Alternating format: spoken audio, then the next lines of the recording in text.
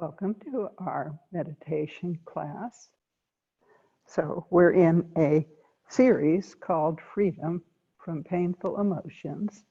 And today we're going to look at the delusion, which is an unpeaceful state of mind that causes our mind to be uncontrolled. And as a result, we end up harming ourselves and others and create our future suffering. So it's a very important series to learn what delusions are and how to oppose them, how to recognize, reduce, and eventually abandon them. So the delusion that we're looking at today is deluded doubt.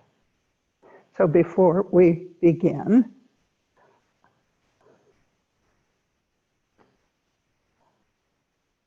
we can meditate to relax our mind and to focus it so that we can more clearly understand the teaching.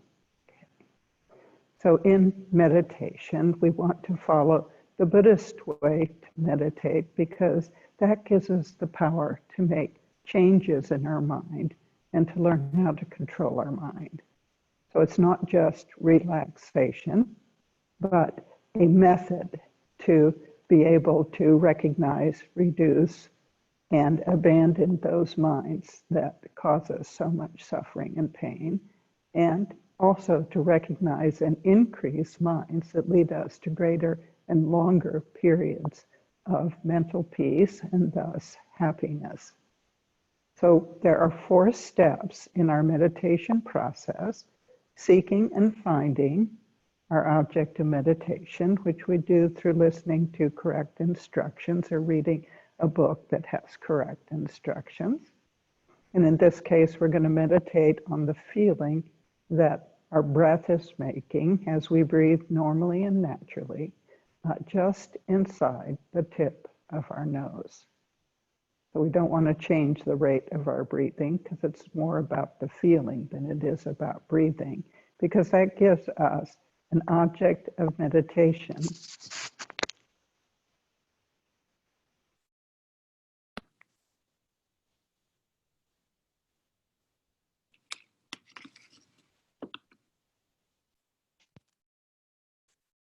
That gives us an object of meditation to focus on. And it's very easy to find this one. So we can spend most of our time practicing the next 2 steps of meditation, which generally are more difficult and take a lot of practice, which are holding our object of meditation, in this case, the feeling that our breath is making just inside the tip of our nose as we breathe normally and naturally. We hold it in the center of our attention in a relaxed way, but a definite way. And we remain focused on it, which means we're going to ignore everything else that's also appearing to our mind. So many things will appear to our mind, such as sounds, bodily sensations, other thoughts. We just don't want to pay any attention to them. It's okay that they're there, because the longer we focus on the feeling of our breath, the more they'll go to the background of our mind and begin to disappear. Our mind will start to settle and we'll be left with an experience of mental peace as we focus on the feeling that our breath is making moment by moment by moment. If we do, however, follow one of those thoughts, the moment we notice, we want to release our attention from that thought or sensation and go back to seek and find the feeling that our breath is making inside the tip of our nose. And then again, hold it in the center of our attention in a relaxed way and stay focused on it, remaining moment by moment by moment. So it doesn't matter how many times we have to do that. If we're doing it in a sincere way, we're training our mind to meditate, and we're also creating the cause.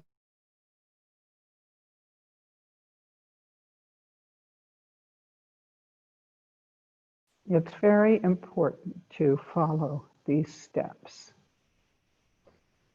So let's try it out. First, we'll get into a comfortable meditation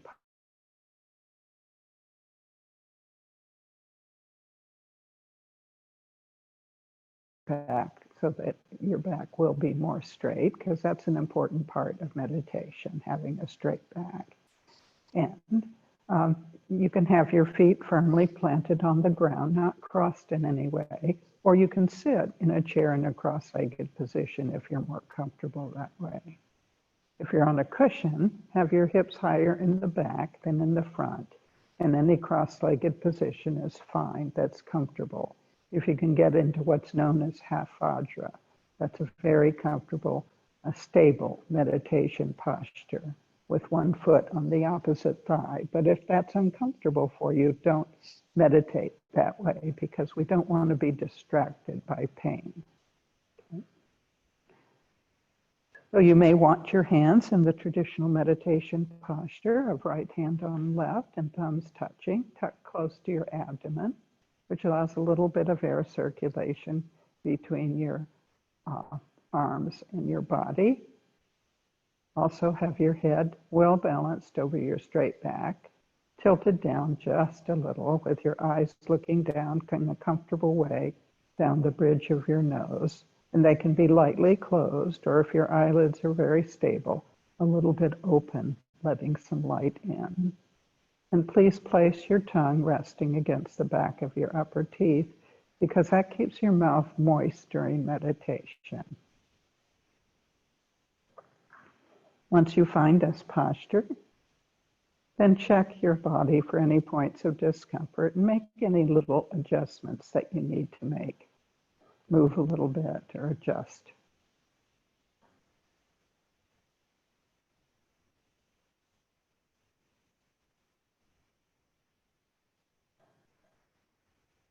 The next step is to create a mental intention to follow the steps of meditation. And also, we're meditating so that we can benefit more and more living beings.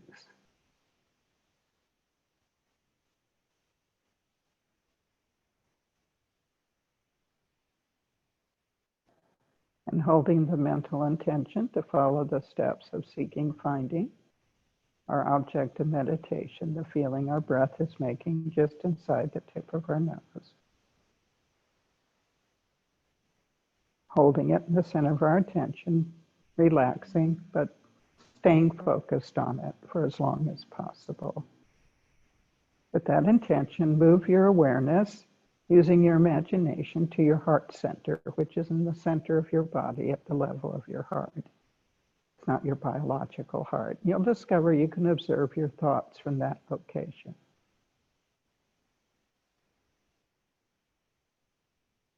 Begin to focus on the feeling that the breath is making just inside the tip of the nose, finding it among many other thoughts that are appearing to your mind.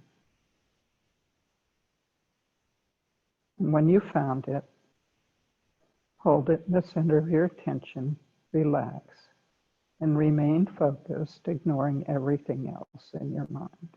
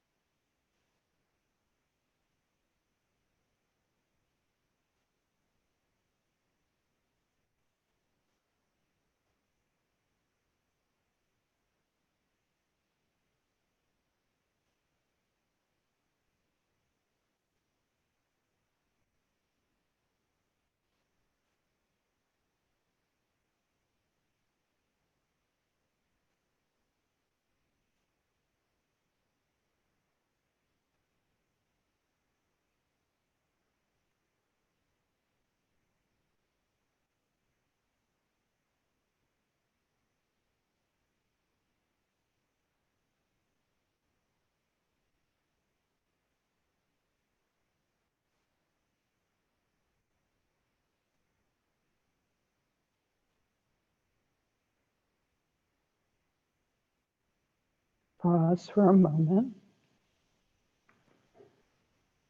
to enjoy any greater mental peace you've created within your mind. We can be so happy that our mind is capable of mental peace. It's an indication of our completely pure nature, our completely pure potential to perfect our human qualities. And this peace connects us directly to holy beings. If you wish, you can open your heart to receive their blessings in the form of imaginary lights and nectar streaming into your mind, increasing your mental peace and happiness.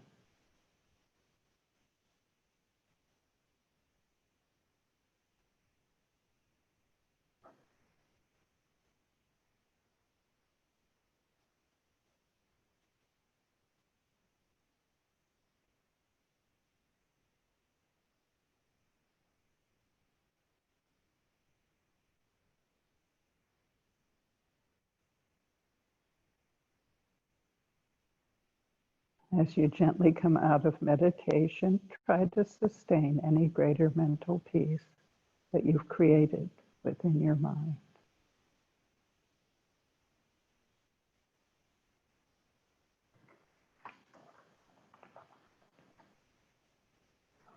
In this class, I'm teaching from two books that have been given to us by our lineage holder, Venerable Geshe Kelsang Gyatso Rinpoche, who's in the picture behind me. We're so unbelievably fortunate to have a fully qualified meditation master who can teach all the stages of the path to enlightenment from his own personal experience and transmit all of Buddha's teachings in the correct way with love and compassion. So how fortunate we are in these modern times.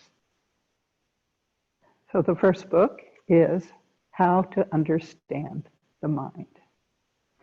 And the second book is How to Transform Your Life, which I think is the best book for beginners, and it'll carry you even through advanced stages of your Buddhist practice. It's just a wonderful explanation of the stages of the path to enlightenment. Okay, so today we're looking at deluded doubt. So deluded doubts are one of the biggest obstacles to our being able to attain realizations of the stages of the path. So first of all, as always, we need to understand the definition of deluded doubt so that we understand completely what it is. And Venerable Geshe Kelsang says, in How to Understand the Mind, that deluded doubt is a two-pointedness of mind that interferes with the attainment of liberation or enlightenment, or even improving our spiritual practice, the stages of the path well before liberation and enlightenment. He goes on to say, in general, doubt is a mind of uncertainty that cannot decide between two alternatives.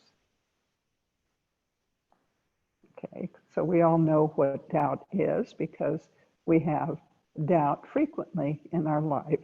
You know, did that person say they were calling me at 10 o'clock, or was it going to be 11 o'clock?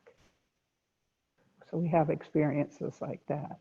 Or is my appointment at 9:30 or 9:45? So you can add many examples from your own life of when you have doubt in your mind. So Venerable Geshe Kelsang goes on to say, although we have numerous doubts, not all doubts are deluded doubts. Simply being unable to decide whether to go out or to stay in, for example, is a doubt, but it's not a delusion. Okay. So it might become a delusion under the circumstances of COVID if you're trying to decide, should I go to the bar or not go to the bar, for example, given that going to bars are quite dangerous these days. But in general, when it's just about something in our daily life where we're somewhat confused about, is it this or is it that? Those types of doubts aren't deluded doubts because they don't affect our spiritual practice very much. Deluded doubt is an uncertainty about topics related to Buddha's teachings that cause our faith to decline and disturbs our peace of mind. Okay, so that's very important. So we're going to hear about faith a little bit later in the teaching, because in Buddhism, faith is based on logic. It's not blind faith. But if we have blind faith, then we're very prone to having doubts about what we think we believe. For example, if our spiritual teacher teaches us that virtuous actions lead to happiness and non-virtuous actions to future suffering, okay, so that's the law of karma.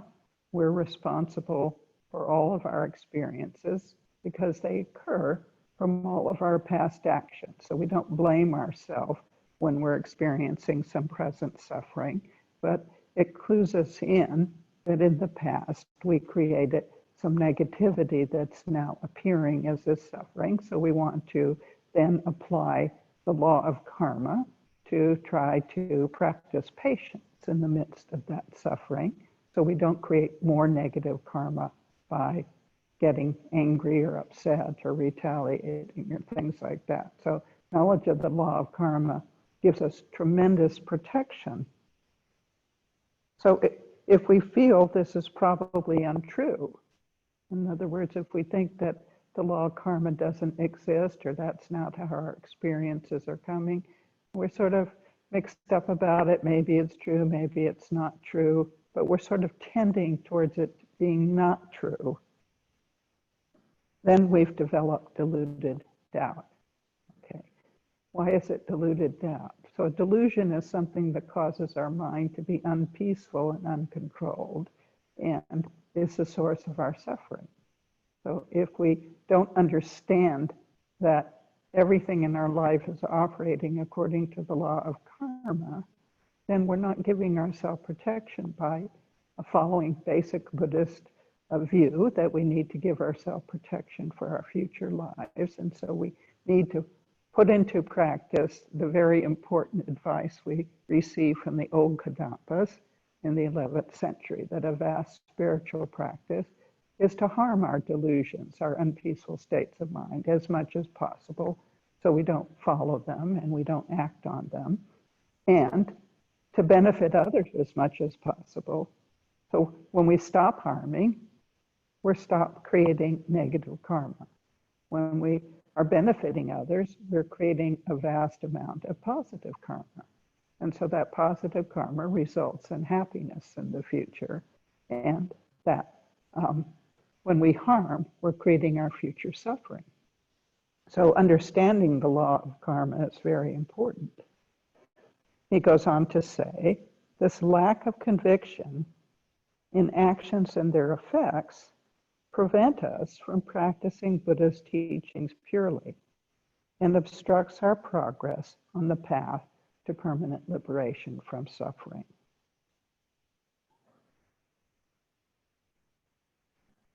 If, although we cannot come to a definite decision, so this is really important, we are inclined to believe Buddha's teachings on actions and their effects, this is still doubt. But it is not deluded doubt because it's a step towards developing a correct belief in the law of karma. So anyone who begins practicing Buddhism will have many doubts because Buddhist ideas are so different than what we've learned in our Western society growing up. I mean, for example, we've learned in our Western society growing up that it's every man out for themselves, that we have to be competitive. And Buddhism teaches something quite different, that actually we're in a web of kindness with other living beings, and we're interdependent on every single living being. And so the way to develop peace and happiness and gain more success in our life is actually to keep our intentions beneficial towards others and to stop harming. And so we can be successful without being competitive. We can be more successful when we're actually thinking about others and benefiting them. And there's no problem in, being a very good student or being a very good worker, but we keep our intentions beneficial towards others. So there are many things in Buddhism where we're going to have these, what are called doubts tending towards the truth. So that's what Venerable Geshe Kelsang says. There are three types of doubt in general. Doubts tending towards the truth, which means that we're we're sticking around to try to see, do we think this is correct? And we're sort of leaning in the direction, yeah, I think this teaching is a correct teaching, even though it's quite different than what I grew up with. Then there are doubts tending away from the truth. Those are the deluded doubts, where we're going in the wrong direction in our mind. And there are balanced doubts. Any doubts about spiritually significant objects or teachings that tends away from the truth is deluded doubt. Balanced doubts with respect to these objects may or may not be deluded. For example, if a person who previously believed that Buddha does not exist hears a teaching on Buddha, and as a result starts to doubt whether Buddha exists or not, this is not a deluded doubt because it's leading him or her towards a correct belief. In other words, if we've never heard about Buddhas and we come in, and you get a teaching that says Buddhas are everywhere and they're helping us constantly, they're blessing the mind of each and every living being every day. That's the first time you've heard it, this seems a little bit shocking, and surprising. And of course, we're going to have doubts about that. But then gradually, if we stay and we hear more teachings and more logical reasons why this is true, then gradually, if we have doubts tending towards the truth, we'll eventually develop a correct belief about it. And that will make sense to us after a while. Yes, Buddhas do exist. They are everywhere. And they are blessing my mind continuously if I open my heart to receive those blessings. On the other hand, a similar doubt in the mind of someone who once believed in Buddha, but whose faith is now weakening, is a deluded doubt. So someone's beginning to think, I've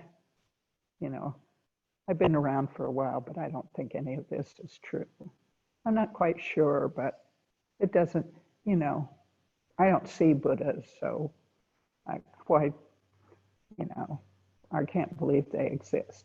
That's a deluded doubt, because of course we can't see Buddhas, and because our mind is too impure.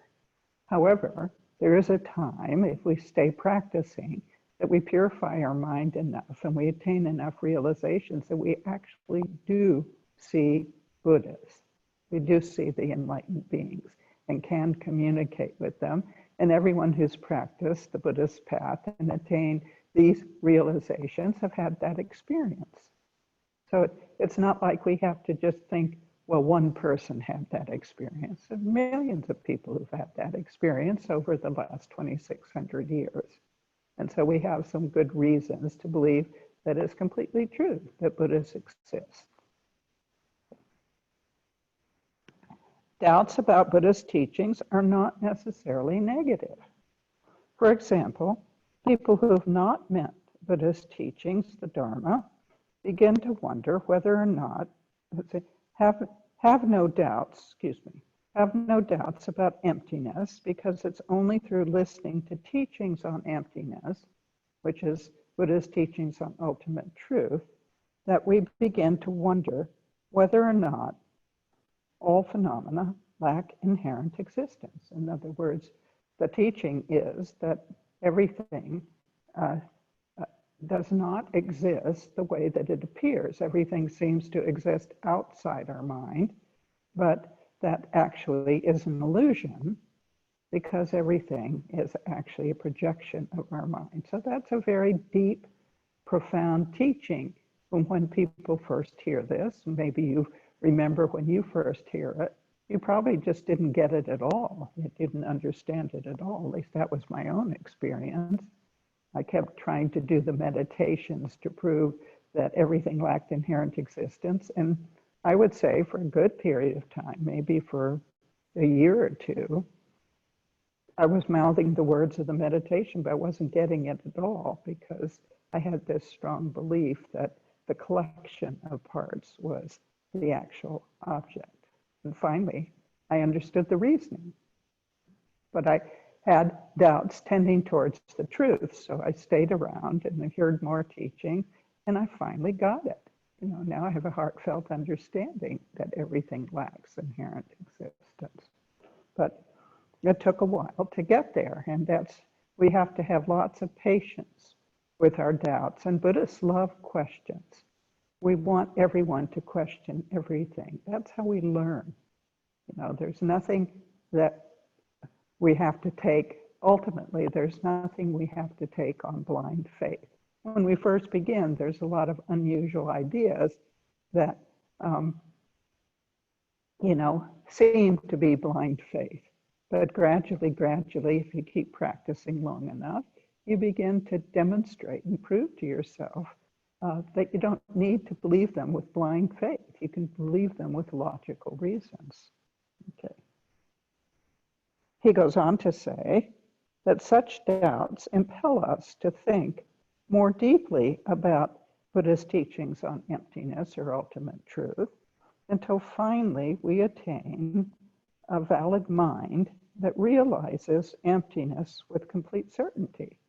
That was my own experience, and it's the experience of many practitioners who've been practicing for a good period of time, that we now have a valid mind understanding the lack of inherent existence. That's different than a direct experience of emptiness, but we have to go through stages. We have to have an clear intellectual knowledge that's heartfelt, that everything lacks inherent existence. That's one of the steps on the way to a direct realization of emptiness. If we did not develop doubts about emptiness to start with, we would not subsequently gain such a deep understanding. So doubts are very, very useful. Doubts tending towards the truth, or even neutral doubts, are very helpful. Balanced doubts. Although some doubts are helpful at certain stages of our development, eventually all doubts have to be abandoned.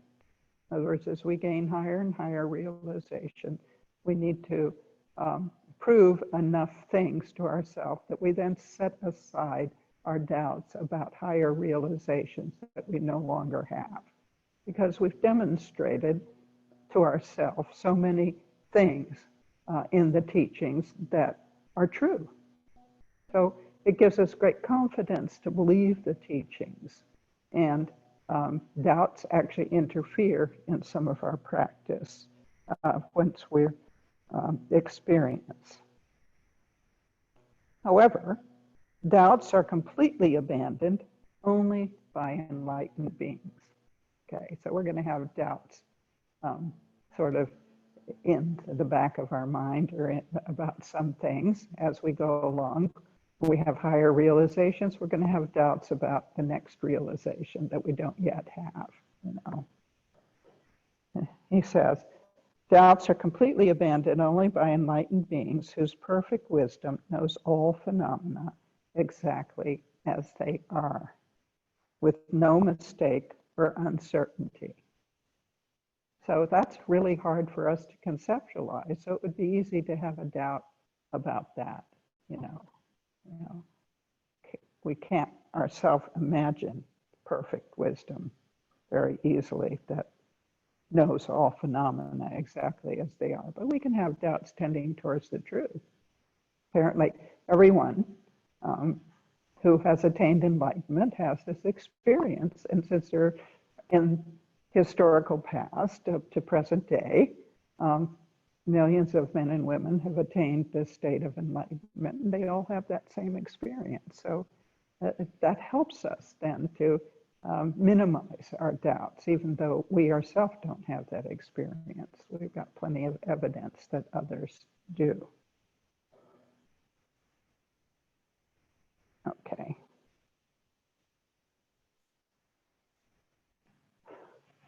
So we're going to just have doubts about the good qualities of Buddha's body, speech, and mind right until the point just before enlightenment.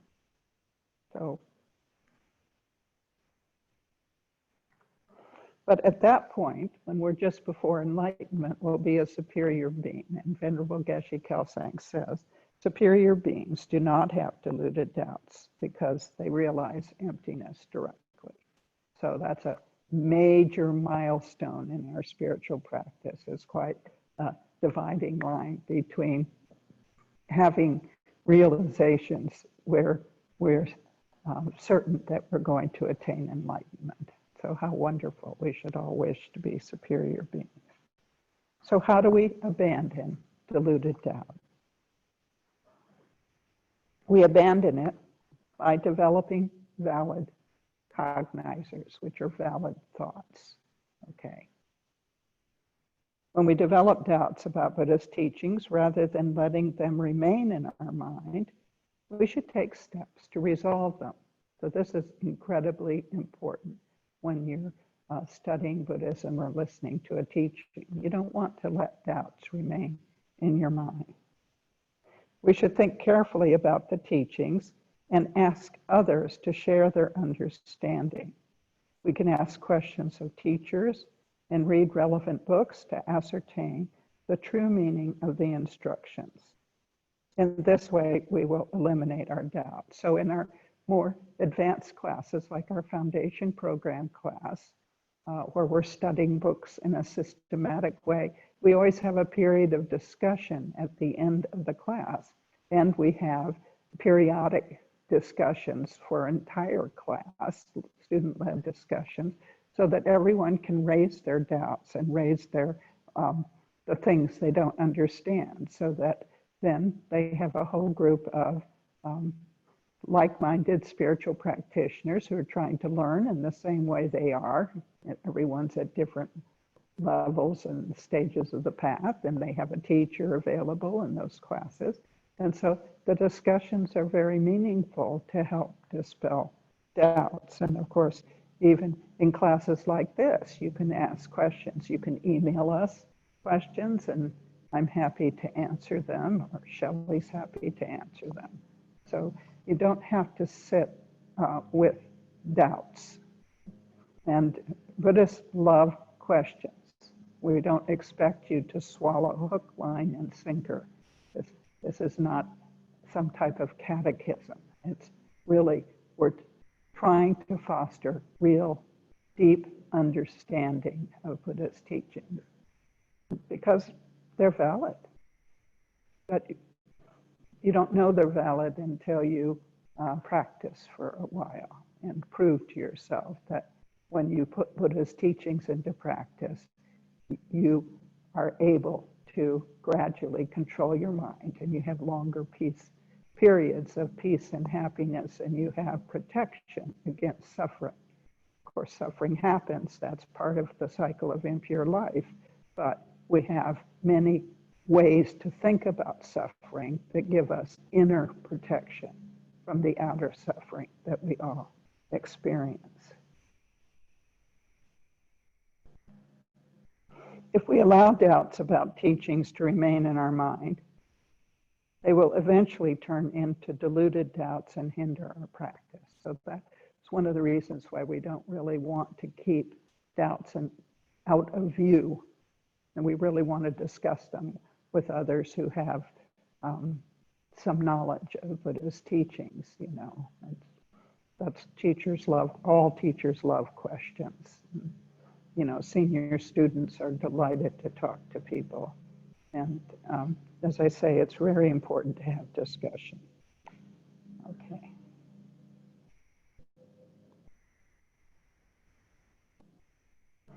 Conversely, if we're encouraged by our doubts to think more deeply about Buddha's teachings, the Dharma, they will help us to improve our understanding and eventually to attain these thoughts that are clearly valid in our mind, that we have certainty about.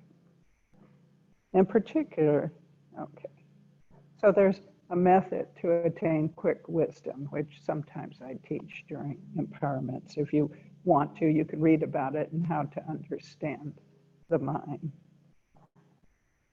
So the only way, finally, to eliminate a doubt is to understand the object with a valid thought. So I've mentioned that several times, but that's really important. There are two ways of knowing an object correctly: through a correct belief and through a valid cognizer, a valid thought.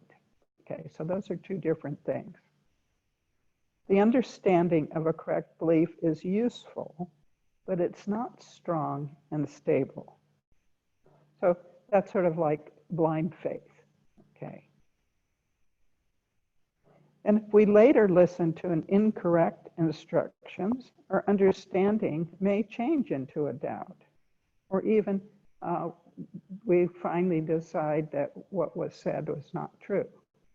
So we can be deeply influenced by others when we have correct beliefs. You know, they can use a different type of rationalization, and it moves our mind in the wrong direction, moves our mind into giving up Buddha's teachings. Okay.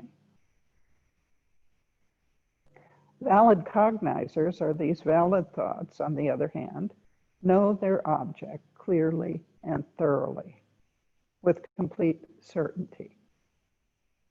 Even if we hear clever arguments that try to deny an object, we know that with a valid cognizer, we will not develop any doubts, and our valid cognizer will be unshaken.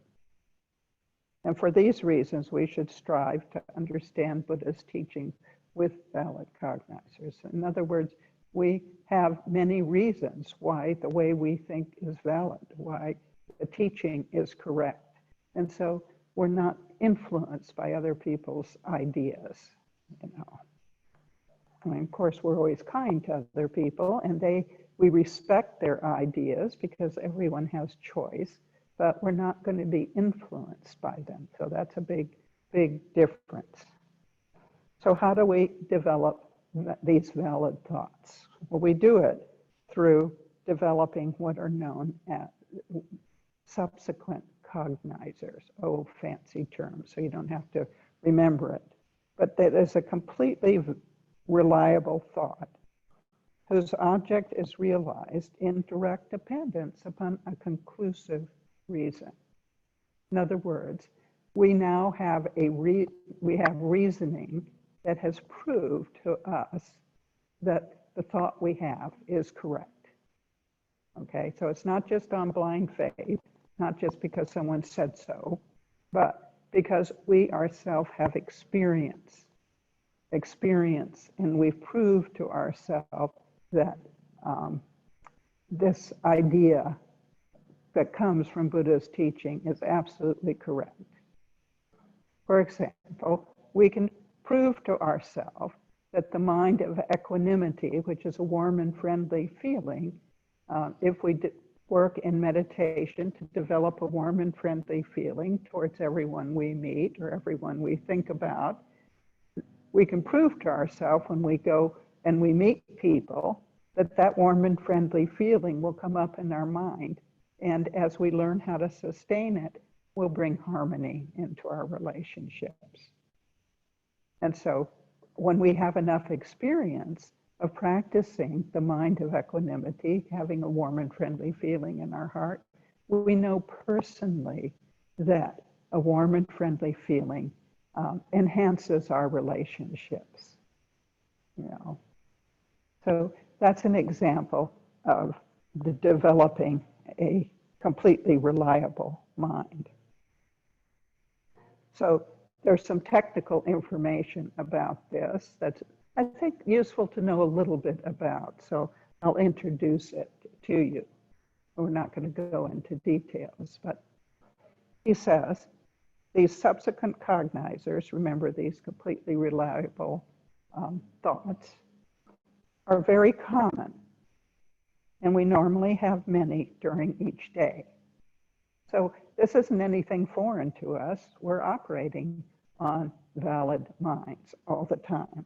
For example, if we see a person go into a room that has only one entrance and not leave by that entrance, okay, so we're watching the door for some reason. Person goes in, okay, person hasn't come out. We know with certainty that he is in the room, even though we cannot see him. So we know from our own personal experience, the person went into the room, they shut the door, there's no other exit in the room. So we can believe with certainty that the person's still in the room. So we have this a very common experience you have even in your home when someone goes into their bedroom and shuts the door. You know, you can be certain, assuming they're not a teenager who will climb out a window, but assuming it's a reasonably normal person who's not going to try to escape through a window, we can know with certainty that they're in the room. So if we have a teenager and we think they're going to escape through the window, then obviously we've got to have someone watching the window too. If they're confined to their room for some reason, you know, some type of, you know, in response to something they did, they're grounded, can't go out. So, but both are valid cognizers. You know, they're in the room because the door is shut and you're watching the windows, so there's no way for them to be someplace else. That's a valid cognizer. That's a valid thought, something we all would agree to. Similarly, if we see smoke billowing from a chimney of a house, okay, so that's going to happen as we get cold weather, we know for certain that there's a fire in the house, even though we cannot see the fire directly. We have that experience very commonly. We can smell smoke coming out of someone's chimney and, you know, we sort of think, oh, how nice they have a fire in the fireplace or in the wood stove or something like that. You know, we're not seeing the fire ourselves directly, but we have lots of experience of knowing that when smoke is coming out of a chimney and smells like burning wood, that, you know, someone's having a fire in a fireplace. Okay. So these are both examples of subsequent cognizers, or these valid thoughts, that realize their object in dependence upon conclusive reasons, okay? So it's pretty conclusive reason if you're watching the windows and door that the teenager is not out of the room, okay? Or if a grown-up goes into a room, you know, maybe goes into an office and there's only one door, you can be certain that the person is in the office, okay, if you're watching the door and they didn't come out, okay. Most scientific and historical knowledge is based on this type of reasoning, okay. For example, if an archaeologist finds a few bones, broken pots, and stone tools, he or she can infer many things about the life of the people to whom they originally belonged. And provided that he or she does not go beyond the evidence, his knowledge will be reliable. So, you know, there's frequently articles in the news about various archaeological discoveries and what people are inferring from them. So we're using this type of reasoning all the time.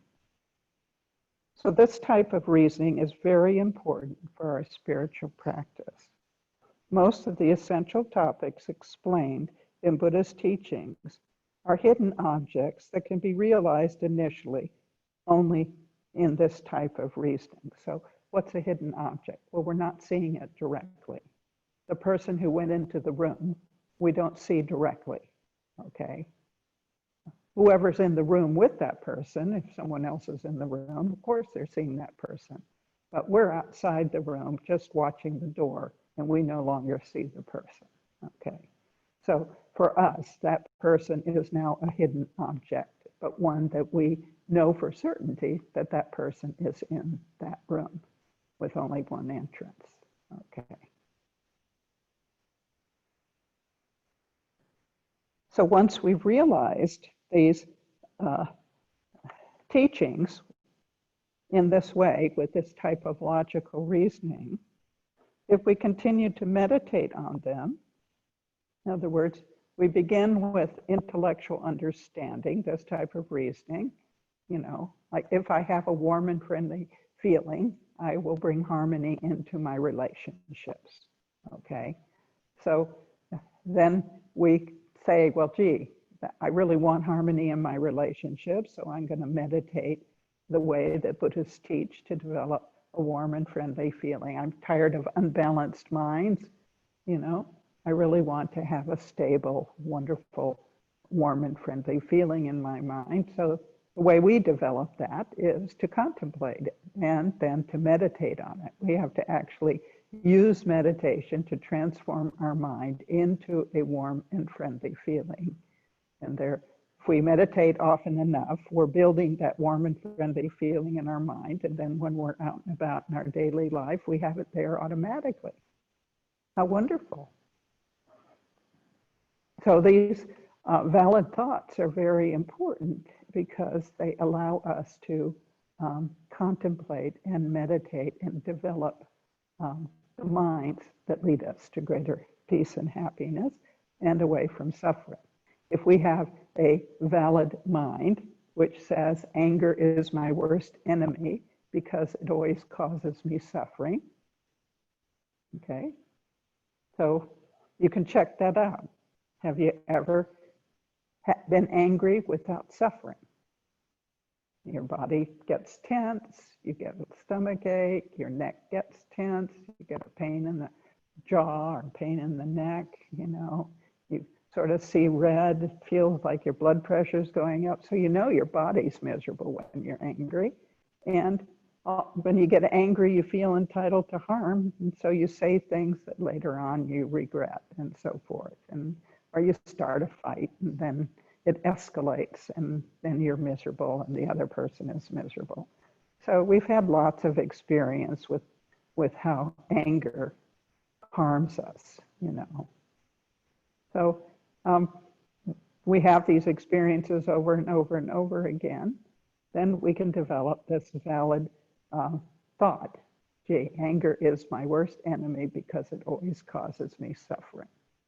Or maybe it starts off with anger is an enemy because it always causes me suffering. Later on, as we learn more, we'll see that it's one of our worst enemies. But again, this is based on this type of reasoning in our own experience.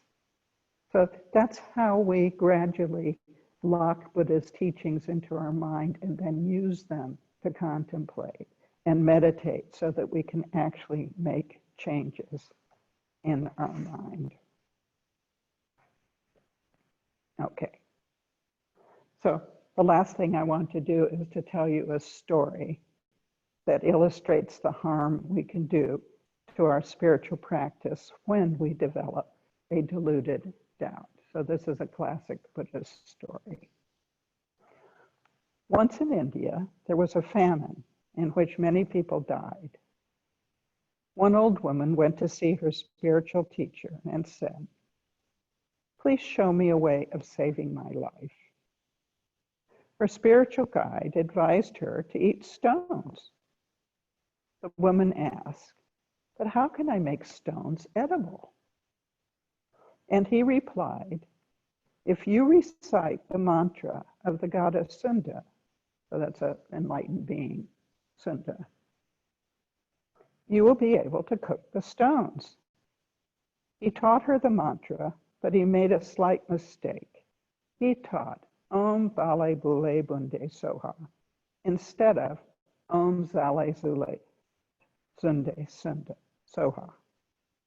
I made a mistake. Om Zale Zule Sunde Soha. However, the old woman placed great faith in this mantra, and reciting it with concentration, she cooked stones and ate them. This old woman's son was a monk, and he began to worry about his mother, so he went home to see her. He was astonished to find her plump and well. He said, "Mother, how is it that you're so healthy when even young people are dying of starvation?" His mother explained that she had been eating stones. Her son asked, "How have you been able to cook stones?" And she told him the mantra that she had been given to recite. Her son quickly spotted the mistake and declared, "Your mantra is wrong. The mantra of the goddess Sunda is Om Zali Zule Zunde Soha." Doesn't this sound familiar with what happens in families, When she heard this, the old woman was plunged into doubt. So here we go, deluded doubt. She tried reciting both the mantras, but now neither of them would work because her faith was destroyed. So this is the danger of deluded doubt, But she had a correct belief. She had a correct belief that the mantra that was given to her would work, and as a result, she was able to stay healthy. But her correct belief was shattered by her son, the monk, who pointed out the mistake and gave her the correct mantra, but now nothing would work for her because she had deluded doubt. So that's the danger when we all have had some experiences like that, perhaps with a spiritual path, but definitely in our daily life. Okay, so it's time to meditate. So well engaged in liberating prayer, our preparatory practice, which describes the good qualities of Buddhas. So this is a good way to test your doubt, because some of what's said in this prayer, again, is very hard for us to imagine. But if you wish, you can open your heart to receive blessings during the prayer. And we also make dedications on behalf of all living beings. So find a comfortable meditation posture with your back straight and your hands in your lap, and try to contemplate the prayer.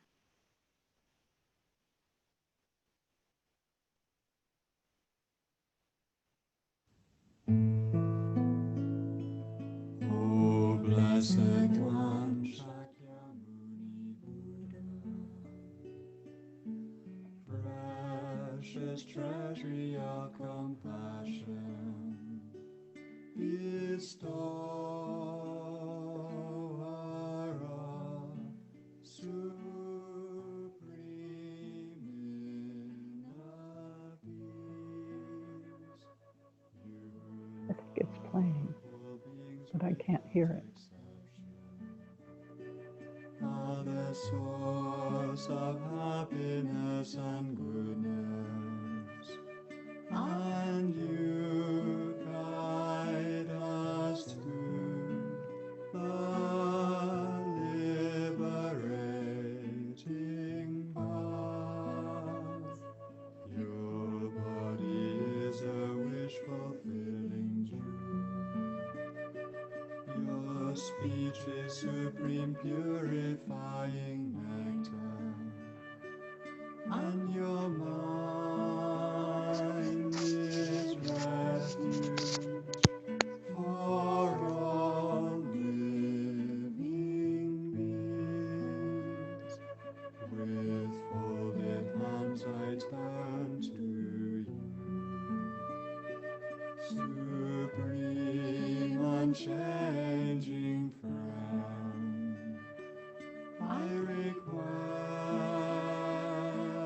requests from the depths of my heart.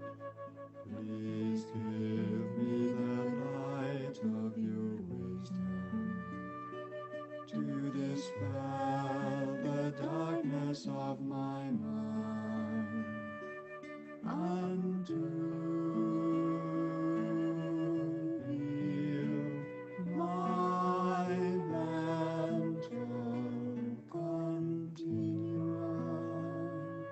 Please nourish me with your goodness, that I in turn may nourish all beings with an unceasing banquet of delight. Through your compassionate intention, your blessings and virtuous deeds, and my strong wish to rely upon you. May all suffering quickly cease, and all happiness and joy be fulfilled, and may holy Dharma flourish forevermore.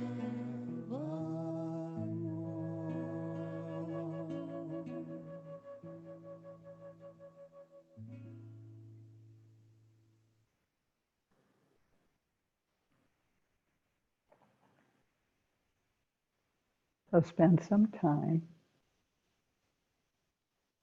looking within your own mind.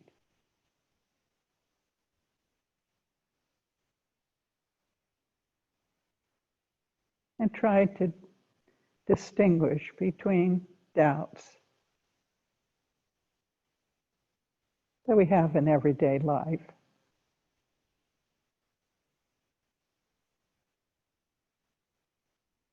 from doubts that are deluded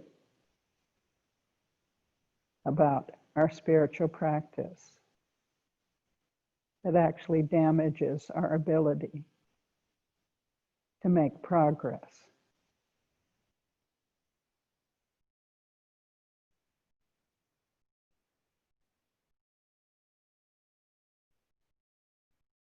Also, when you figure out what doubts you have about spiritual practice, are these doubts that are helping you to learn more? In other words, doubts tending towards the truth, where you're interested. You're not sure if something's correct in the teaching, but you're interested and really want to understand more. Those types of doubts are incredibly helpful for us.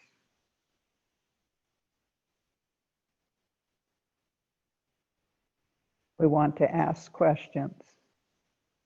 We want to read, contemplate, meditate, to try to understand Buddha's teachings in a more authentic way. However, if our doubts are taking us away from Buddha's teachings,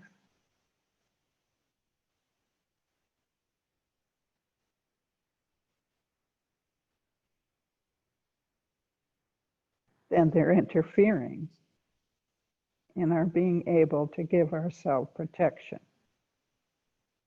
within our mind from the suffering that we all experience in the cycle of impure life. And deluded doubts rob us of the ability to give ourselves protection for our future lives.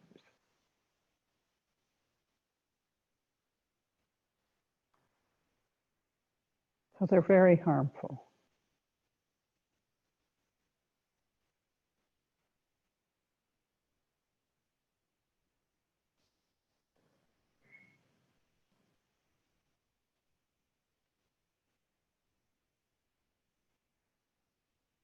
If you have doubts about your spiritual life,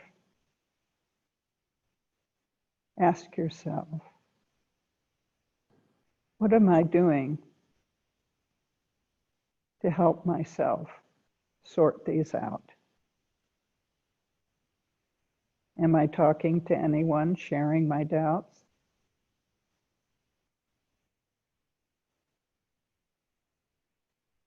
Of course, I could be talking to people who do not believe in what I'm doubting, and so they'll lead me into more and more deluded doubts as they challenge the belief that I'm questioning. But if I talk to people who are practicing in the same way I'm trying to practice, who have more experience than I do, then they may help me to understand more about what I'm doubting, leading me in the direction of doubts that are beneficial, and gradually leading me in the direction of attaining these valid thoughts, explaining reasoning that makes sense to me for why something is true.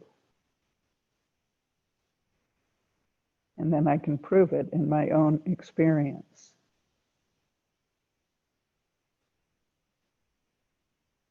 Either now, if it's something fairly simple, or in the future, if it's something more advanced.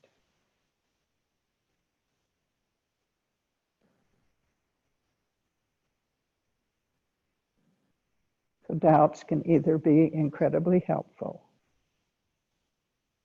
or incredibly harmful.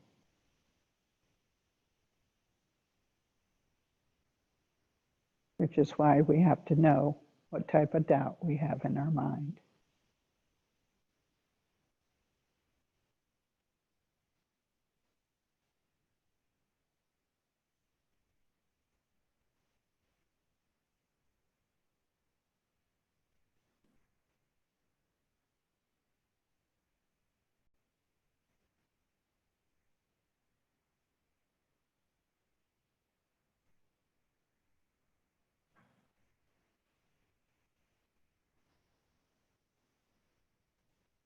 So make a determination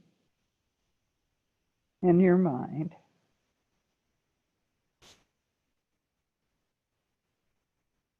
to not keep your doubts hidden, but to ask those who are practicing in the same way, who have more experience than you do, such as your teacher or other more senior students. Make a determination to raise your doubts, to ask questions. So you give yourself the opportunity to develop valid reasons. And once you have that determination in your heart, hold it in the center of your attention, trying to make it stronger, because we do what we wish to do.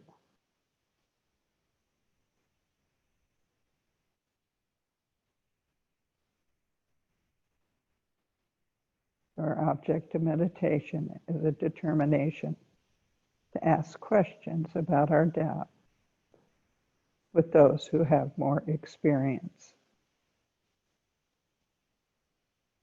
and are practicing the same way we're trying to practice.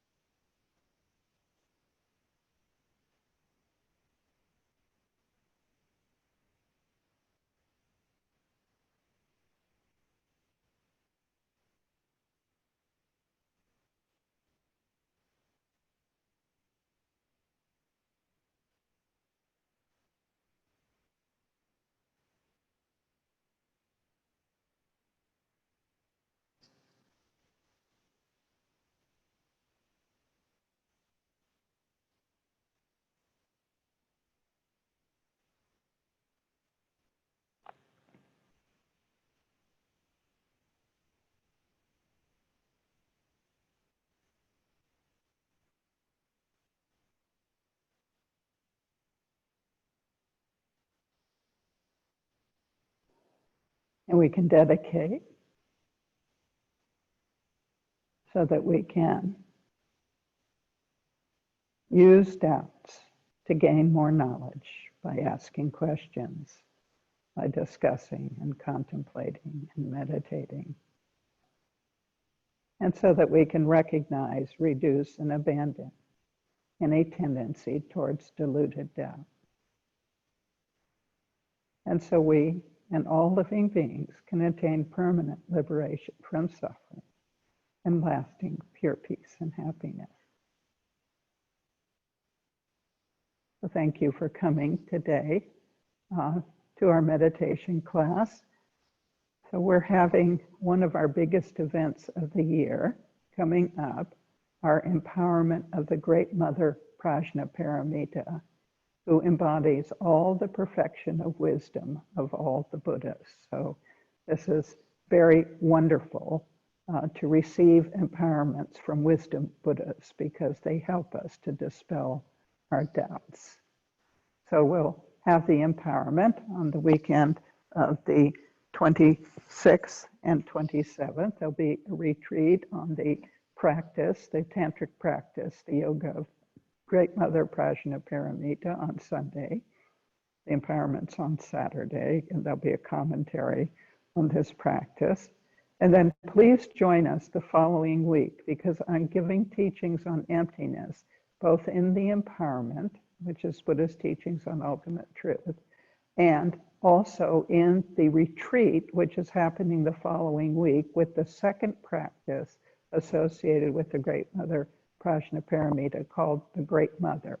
And that is an ability to remove obstacles from our life and from the lives of others, if we do it collectively, reciting the Heart Sutra, which is Buddha's teaching on ultimate truth from the Perfection of Wisdom Sutra. It's a very, very precious and wonderful practice, particularly in this time of COVID and financial instability and racial injustice and all the other difficulties that we have in our life, political season and so forth. So I want to give you great encouragement to please join us for those two big events, the weekend of September 26th and 27th, and then the following Saturday, which I believe is October 3rd. Okay. So, as always, we are continuing to make prayers for you, your family, and all living beings in this time of difficulty for your health and safety.